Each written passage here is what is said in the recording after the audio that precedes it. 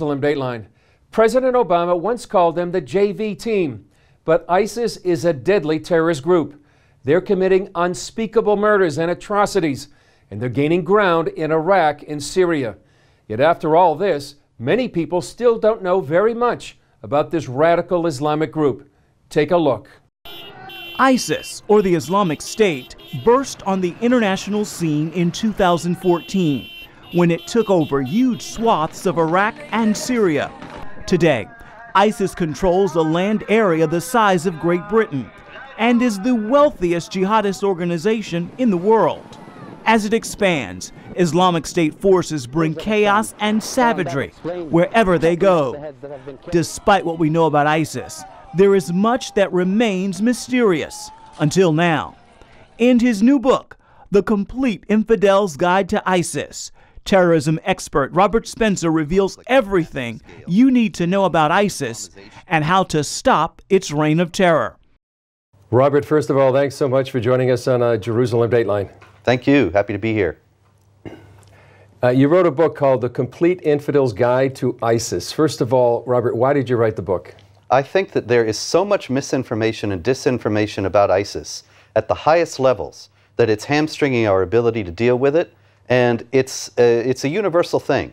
It's not just the President of the United States who says that ISIS has nothing to do with Islam, but the entire government, the opposition party, the Prime Minister of Great Britain, virtually every authority in the Western world is in denial. And what is the motivating ideology of ISIS, and what are their goals? Well, I'll tell you, ISIS is quintessentially Islamic. It's not just an Islamic group. It styles itself as being the Islamic group, the Caliphate. They are guided by the example of Muhammad and the teachings of the Quran, which mandate warfare against and subjugation of unbelievers. The only earthly authority to which any Muslim owes allegiance, according to Sunni Muslim theology, is to the Caliph. This is proven already to be an extraordinarily powerful claim. It seems like almost like a siren song that ISIS is drawing them to.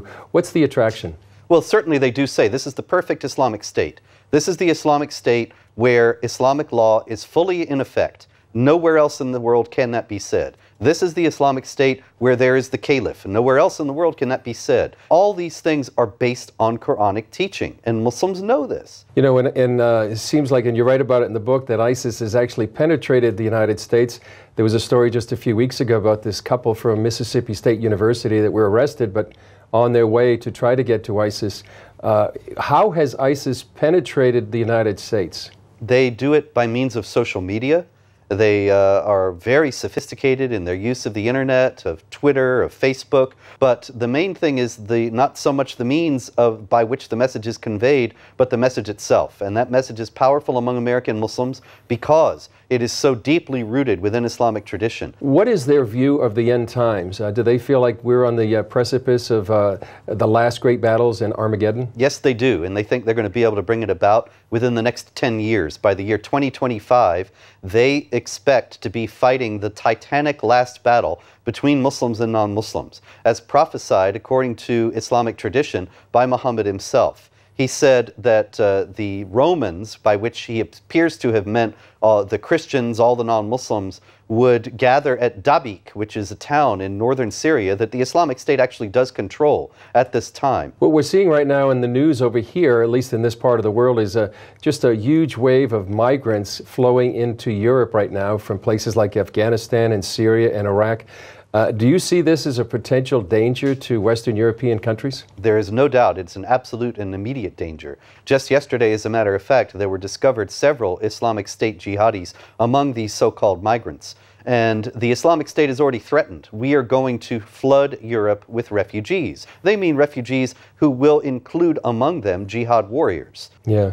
And what about Christians in the Middle East? What kind of danger does ISIS represent to Christianity in this part of the world? The Islamic State has vowed to reimpose the system of dhimmitud, which is the Quranic and Islamic legal system that mandates second-class status for Christians and other non-Muslims. They have to pay a special tax, the jizya, and accept a subservient, subjugated status denying the basic rights under the rule of the Muslims. The entire area of the Mosul, which had been a Christian area since the time of Jesus, is now completely clear of Christians. The Archbishop, the Chaldean Catholic Archbishop of Mosul said, "I have lost my entire diocese to Islam. And the same thing is going to happen in Europe and America unless people wake up. Wow. Yeah, we had an opportunity, really the privilege, to interview some of those people that fled Mosul last summer when ISIS came in. Robert, if you had to take like a 30,000-foot view of the Middle East, some people may look at it as a blur, so much fighting going on. What would you say, what do people need to know about what's happening in the Middle East right now?